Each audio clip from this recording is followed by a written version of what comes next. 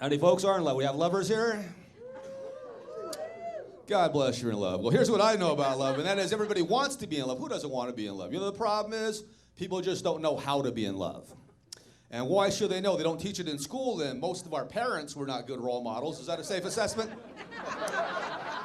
How many folks can make the statement, I come from a dysfunctional family, and it's a miracle I'm not more fucked up than I am?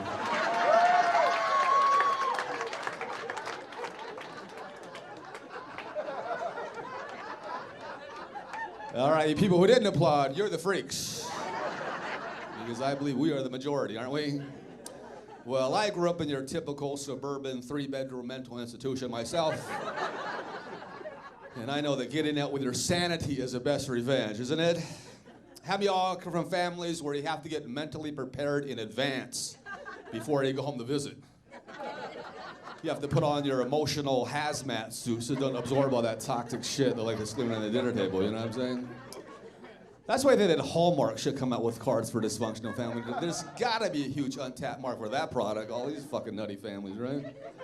I mean, why does it take so long to pick out a card for your folks on Mother's Day or Father's Day? You know why? Because none of that shit on the card applies to them. You could be shopping all day for the right card. Oh, yours, my hero and my best pal. Oh, fuck, please, not that one, seriously. I mean, where are the cards that say, I would have been better off raised by wolves? Happy Father's Day.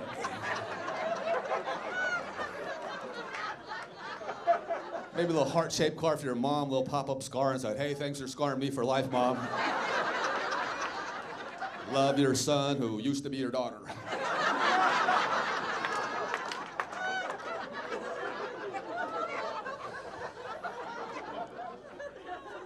Well, how do you learn about love then? You know, I think with every goodbye, you learn a little more, don't you? Don't you learn something after every breakup?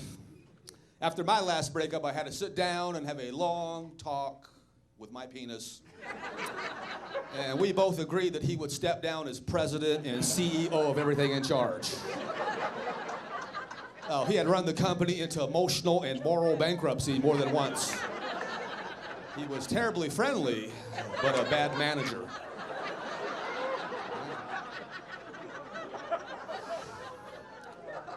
And what a burden to have a penis at times. You know, I gotta say, I don't think you ladies really appreciate what we go through as men on a daily basis with the penis. You know that, girls? Oh, you may have handled many, but you don't own one of these troublemakers. You know what I'm saying? Walk a mile in my panties.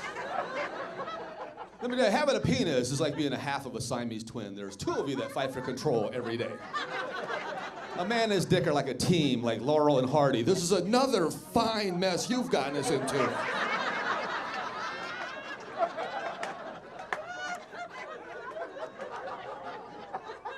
Well, there is a school for love after all. It's called Payne State University.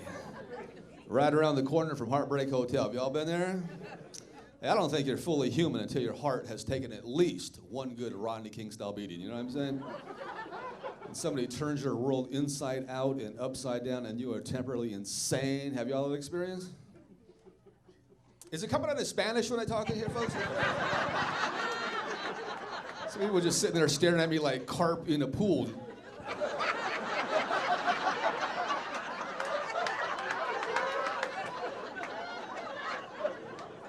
Let me tell you, I got my heart broke a couple years ago, you know.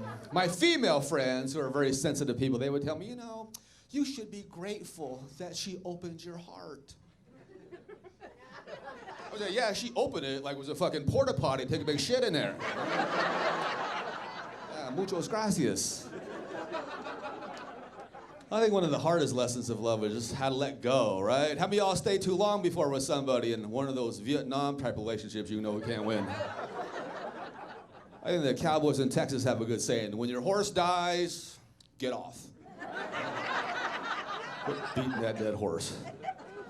It's so easy to get addicted to people though, isn't it? You get really attached to people, hard to let go, right? How many of y'all try to talk somebody staying with you knew wasn't good for you?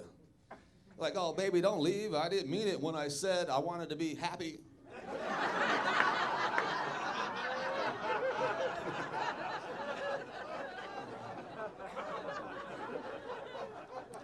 Nobody knows what to do, man. You know who Tony Robbins is, the motivational speaker? Tony Robbins got divorced last year. This guy's supposed to know something. Isn't that frightening? First of all, these wedding vows are so impractical. Till death do us part. Is that some scary shit or what? That was cool when people lived to be 30. People hanging on to be 109 now. You almost have to kill somebody. I say write your own vows. You know, write your own vows. The simpler, the better. Next time I get married, I'm just going with is you is or is you ain't my baby. And her reply is, me so horny, love you a long time.